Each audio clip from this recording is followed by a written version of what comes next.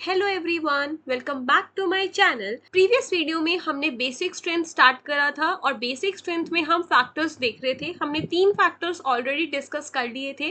First factor was effect of hybridisation, कैसे hybridisation affect करता है बेसिसिटी को। Second factor resonance and third factor aromaticity. हमने तीनों फैक्टर्स डिस्कस करे थे, कैसे वो बेसिक स्ट्रेंथ को अफेक्ट करते हैं, एग्जाम्पल दिखे थे। Now we will continue that factors affecting basicity. आज हम बात करेंगे रिंग स्ट्रेन के बारे में, कैसे रिंग स्ट्रेन अफेक्ट करेगा बेसिसिटी को। ठीक है, तो हमारा जो फोर्थ फैक्टर है वो यही है, that is effect of ring strain.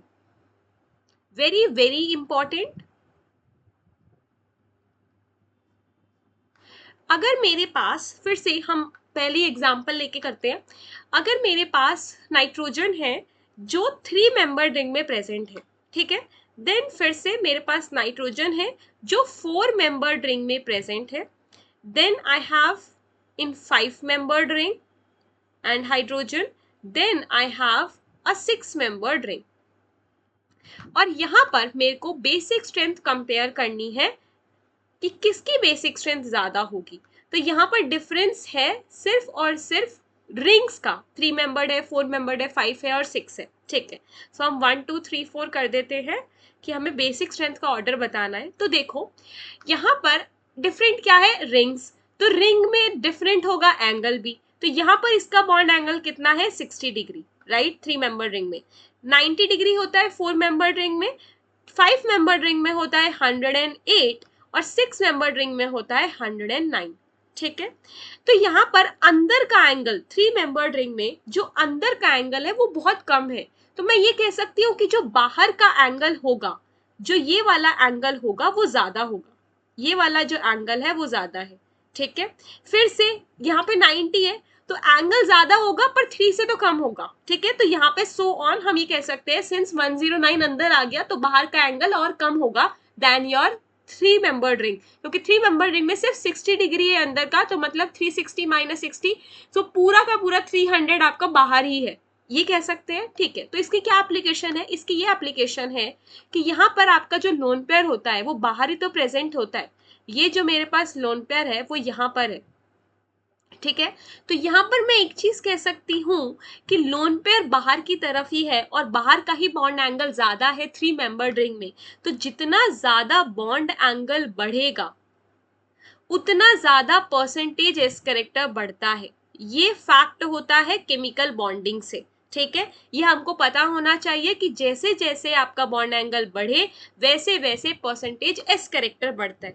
ठीक है, तो यहाँ पर जब बॉन्ड एंगल 3 मेंबर रिंग में बढ़ा बाहर का, तो वहां पर मैं बोल सकती हूँ परसेंटेज एस करेक्टर बढ़ा होगा।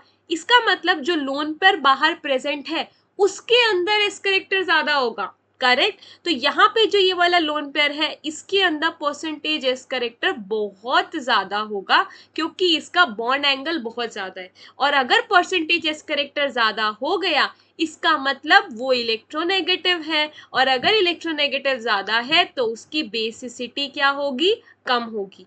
ये हमने प्रीवियस वीडियो में देखा था। ठीक है, तो यहां से मेरे को एक चीज पता लग गई कि 3 मेंबर रिंग के जो लोन पेयर है उसमें हाई, तो यहाँ पर मेरे को एक चीज पता लग गई कि जो 3 मेंबर रिंग का लोन पेयर है उसमें बहुत ज्यादा परसेंटेज एस करेक्टर है, तो उसकी बेसिक स्ट्रेंथ सबसे कम है। सिमिलरली 4 मेंबर रिंग में percentage S character 3 member ring जितना नहीं है बट 5 और 6 मेंबर से ज्यादा होगा।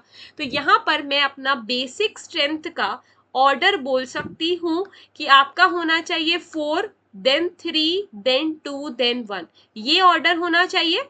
क्योंकि 6 मेंबर्ड रिंग में बाहर का एंगल सबसे कम है, ये वाला जो एंगल है वो कम है, और अगर एंगल कम है तो परसेंटेज एस करेक्टर कम हुआ, और अगर परसेंटेज एस करेक्टर कम है तो जो बेसिक स्ट्रेंथ होगी वो ज्यादा होगी। तो यहाँ पर 4 3 2 1 ये ऑर्डर आना चाहिए, राइट। सो ये हमारा एक्सपेक्टेड ऑर्डर है। तो यहाँ पर मैं ये एक्सपेक्टेड क्यों लिख रही हूँ, बिकॉज ये करेक्ट नहीं है। करेक्ट क्या है, सी यहाँ पर जो करेक्ट ऑर्डर आता है वो होता है, पहले थर्ड आएगा, then it would be your fourth one, then 2 and then 1। Why I am writing this, this is the correct basic strength order, correct basic strength. ठीक है, तो आपको ये हमेशा ध्यान रखना है कि 5 मेंबर रिंग जो होती है, ये 3 क्या है, 5 मेंबर रिंग है, ये 4 क्या है, 6 member ring, second is your 4 member ring और 1 is your 3 member ring. So 5 member ring is highly basic, then 6 member ring, then 4 and then least one is your 3 member ring. Y?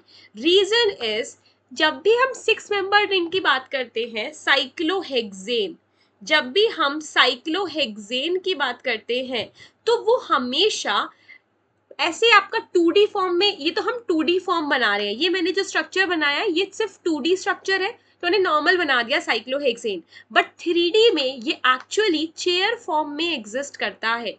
इसकी जो correct stereo होगी वो होगी chair. तो अब अगर मैं इसका स्ट्रक्चर बनाऊं कि कैसे चेयर फॉर्म बनेगी, तो यहाँ पर देखो, ये नाइट्रोजन और ये चेयर, ऐसे चेयर बनेगी. ठीक है, और एक तो लोन पेयर हो गया जो नाइट्रोजन पर है, एक हाइड्रोजन है. ठीक है, जब भी हम चेयर फॉर्म की बात करते हैं तो मेरे पास दो पोजीशंस होती है. एक पोजीशन होती है एक्सियल पोजीशन और एक पोजीशन होती है इक्वेटोरियल पोजीशन. चेयर फॉर्म में दो तरीके की पोजीशन होती है, इक्वेटोरियल और एक्सियल. ये जो मैंने ऐसे स्लैंट फॉर्म में बनाई नीचे की तरफ, ये पोजीशन है मेरी इक्वेटोरियल, और ये जो मैंने परपेंडिकुलर बनाई है ऐसे ऊपर की तरफ, ये है मेरी एक्सियल पोजीशन ए. ठीक है, तो यहाँ पर ये लोन पेयर एक्सियल पोजीशन पर है, पर आप इसका स्ट्रक्चर ऐसे भी बना सकते हो कि यहाँ पर मैंने क्या किया, इस नाइट्रोजन, इस पूरी रिंग को मैंने उल्टा कर दिया. तो यहाँ पर अब ये नाइट्रोजन ऐसे है, अब मेरे पास जो हाइड्रोजन है वो यहाँ पर आया और ये जो लोन पेयर अब वो नीचे आ गया. तो अब ये कहाँ पर है, अब ये टेढ़ी जगह प्रेजेंट है, मतलब स्लांट जगह, तो हम कह सकते हैं ये इक्वेटोरियल पे आ गया और अभी परपेंडिकुलर पे है, तो अब ये एक्सियल हो गया. तो पहले क्या था, एक्सियल था लोन पेयर, अब क्या हो गया, इक्वेटोरियल हो गया. तो यहाँ पर डीलोकलाइजेशन ऑफ लोन पेयर हो चुका है. यहाँ पर जब मैंने फ्लिपिंग करी, ये प्रॉपर्टी होती है साइक्लोहेक्सेन की कि वो फ्लिप कर सकता है, आप ऐसे बनाओ या उल्टा बनाओ. तो यहाँ पर ये जो वैलेंसीज है, एक्सियल इक्वेटोरियल बन जाता है और इक्वेटोरियल एक्सियल बन जाता है जब आप फ्लिपिंग करते हो. ये प्रॉपर्टी है चेयर फॉर्म की, साइक्लोहेक्सेन चेयर फॉर्म की. तो बस यहाँ से मेरे को ये पता लगा कि ये जो साइक्लोहेक्सेन चेयर फॉर्म में एग्जिस्ट कर रही थी, इसकी वजह से मेरे पास जो लोन पेयर है अब उसमें डीलोकलाइजेशन आ चुकी है, वो डीलोकलाइज्ड लोन पेयर बन चुका है क्योंकि वो अपनी पोजीशन चेंज कर रहा है, तो डीलोकलाइज हो गया. दैट इज वाई 5 मेंबर्ड वाला जो लोन पेयर है वो कुछ ऐसी डीलोकलाइजेशन नहीं कर रहा, तो वो ज्यादा अवेलेबल रहेगा फॉर द डोनेशन. और 6 मेंबर रिंग में डीलोकलाइज लोन पेयर आ गया क्योंकि वो कभी एक्सियल है और कभी इक्वेटोरियल है, तो इसीलिए पोजीशन चेंज हो रही है, तो कम अवेलेबल रहा, इसलिए उसकी जो बेसिक स्ट्रेंथ है वो 5 मेंबर से कम हो गई. ठीक है, ये पूरा का पूरा एक्सप्लेनेशन था डिफरेंट रिंग साइज के लिए. अगर आपका रिंग साइज 3 मेंबर्ड है, 4, 5, 6 है, तो बेसिक स्ट्रेंथ कैसे वेरी करेगी, ये जो ऑर्डर है ये बहुत इंपॉर्टेंट है. ठीक है, अब नेक्स्ट फैक्टर देखते हैं. Fifth factor, that is inductive effect.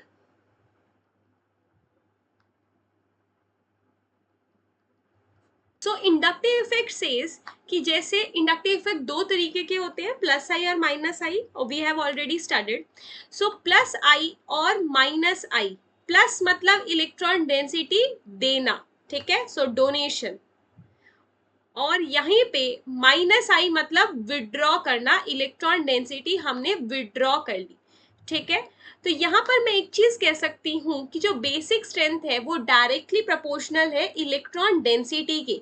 जितनी ज्यादा इलेक्ट्रॉन डेंसिटी होगी उतनी ज्यादा इलेक्ट्रॉन्स H+ को देने के लिए उतनी ज्यादा वो बेसिसिटी दिखाएगा, ये कह सकते हैं हम. तो यहाँ पर मेरे पास एक और चीज आ गई कि basic strength is directly proportional to electron density. इसका एग्जांपल बताओ, तो यहाँ पर इसका एग्जांपल है CH3NH2, आप ये लिखो.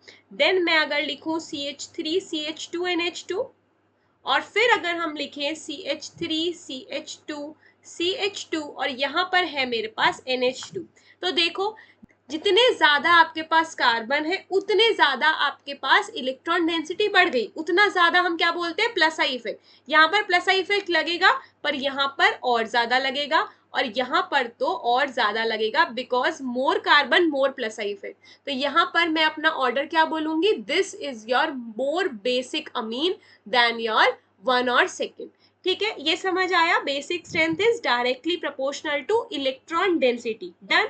अब यहाँ पर ये मैंने प्लस की बात करी थी, प्लस आई के बारे में, पर माइनस आई के बारे में मैं अगर कहूं तो मैं ये कहूंगी कि बेसिक स्ट्रेंथ इनवर्सली प्रोपोर्शनल होती है माइनस आई के, क्योंकि वो विड्रॉ करते हैं। सिमिलरली यहाँ पर हम माइनस एम भी लिख देते हैं, क्योंकि माइनस एम भी विड्रॉ करेंगे और प्लस आई डोनेट करेंगे, प्लस एम भी डोनेट करेगा, और प्लस हाइपर कॉन्जुगेशन भी। तो आपको ये भी ध्यान रखना है कि basic strength is directly proportional to electron donating effects and inversely proportional to electron withdrawing effects.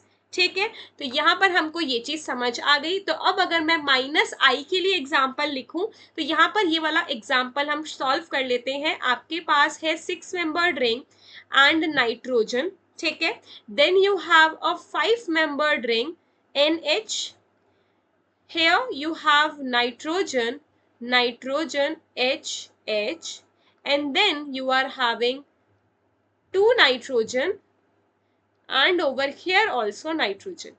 ठीक है, अब ये क्वेश्चन हमको दिया गया है और मेरे को बेसिक स्ट्रेंथ कंपेयर करके बतानी है। तो फिर से देखो क्या करना है, ये है 1 2 3 4। फर्स्ट में देखो, फर्स्ट में आपके पास सारे कार्बन्स है, ठीक है, कोई भी ऐसा एटम नहीं है जो माइनस आई इफेक्ट लगा रहा हो। ठीक है, नॉर्मल 6 मेंबर रिंग है। सेकेंड में नॉर्मल 5 मेंबर रिंग है। ओके, तो मेरे को यहाँ पे इन दोनों का तो रिलेशन पता है कि सेकेंड की बेसिक स्ट्रेंथ ज्यादा होगी 1 से, इनका पता है मेरे को। ठीक है, थर्ड में देखो, थर्ड में आपके पास ये नाइट्रोजन प्रेजेंट है। अगर मैं सेम नाइट्रोजन की बात करूं तो मैं इनकी बेसिक स्ट्रेंथ कंपेयर करने जा रही हूं। तो ये वाले जो नाइट्रोजन लगे हुए ये मेरे लिए सब्स्टिट्यूएंट्स हैं, ठीक है, ये एक्स्ट्रा है मेरे लिए। तो यहाँ पर ये जो नाइट्रोजन है, ये नाइट्रोजन इन कार्बन से तो ज्यादा इलेक्ट्रोनेगेटिव है, तो क्या इफेक्ट लगाएगा, माइनस आई, राइट। यहाँ पर भी ये 2 माइनस आई ग्रुप्स हैं जो इफेक्ट लगाएंगे, और माइनस आई क्या करता है, इलेक्ट्रॉन डेंसिटी विड्रॉ करता है।